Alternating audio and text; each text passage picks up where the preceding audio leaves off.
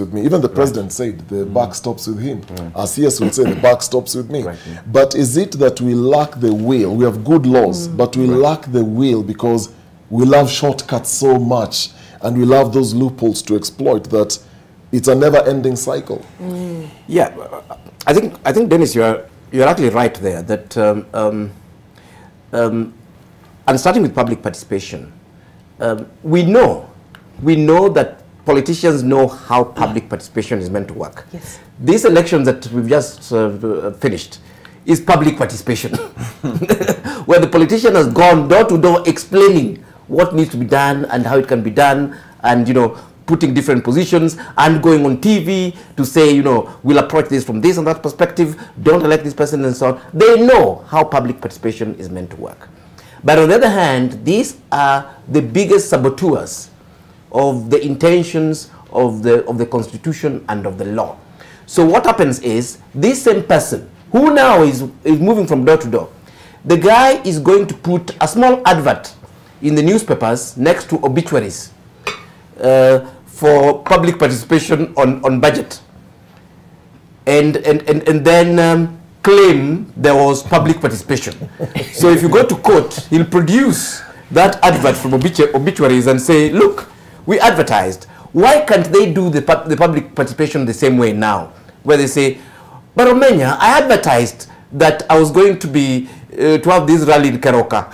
So if you didn't show up, that's your own business. So basically what the politicians are doing is subverting the intentions of the Constitution. We've seen though some progress in this regard when Kivuda Kibwana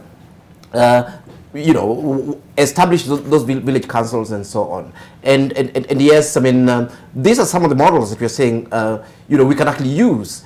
I'll give a very basic example again. I am a Menyama citizen. I live in this city. I vote in this city. So, if you're going to invite me a blanket, you're building an hospital, you invite me. Thank you. You want to discuss whether a playground is going to be put or not, you invite me. You're going to whatever. I don't exist just to participate for government. There are many things I'm doing, and some of those things you ask me to participate in, I don't have the competence to participate in, or even the interest. So for public participation to work, really, it should be that, yes, we know we have a group or individuals and so on who have a big interest in infrastructure services and so on, and we ensure they're there. Then, of course, we leave it open to all other citizens. It has to be structured, even the times that these meetings are had. People are working in offices and so on. You don't expect people to be missing work every day to attend public participation. But what do politicians do? You bring in your followers, those same bribed ones. They appear there, and then you say those public participation. In fact, in one bizarre case, I'll not mention in which county, people went to complain to the governor that there was no public participation. Their pictures were taken and produced in court as evidence of public participation. So my point is that we have this incorrigible politician that you'll go to quarrel with him that he's not put public participation in place. And they say, but Romania was consulted. Here is a picture of me consulting him. So my point is that we need to shift our culture where most of these people are able to understand that this is for their own good. Currently, we are in this situation where both parties are frustrated. The citizen is feeling that, but we talked to this guy and he promised us things. He's gone ahead not to do anything. And the guy on the other side say, I paid you. I'm recovering my money. You think I'll actually go and sit down and do these particular issues. My last point on this, and again this is based on actual work that we've been doing in this country. We've been working through development partners to generate these plans and direct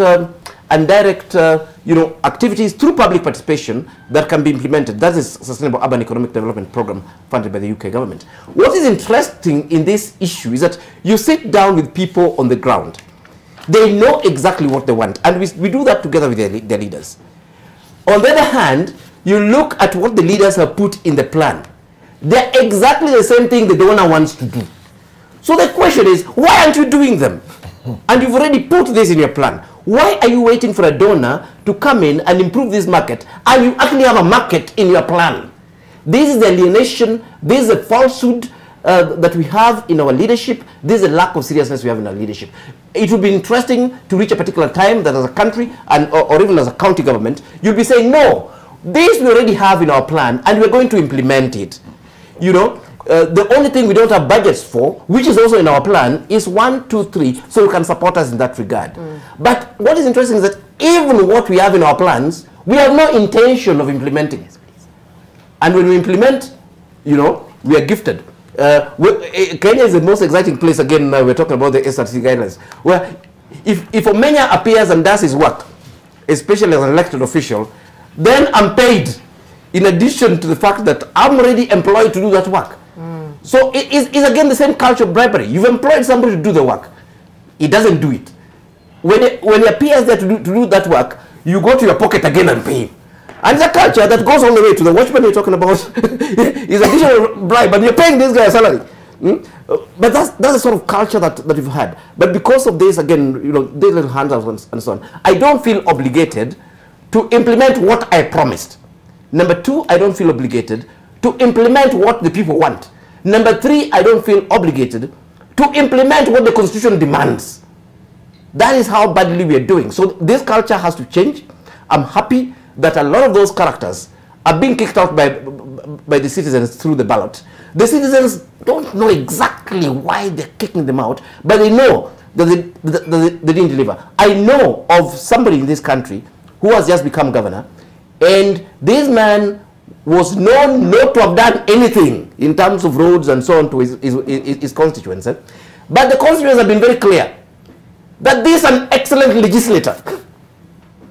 So some of these things are possible in our country, and they're happening in our time.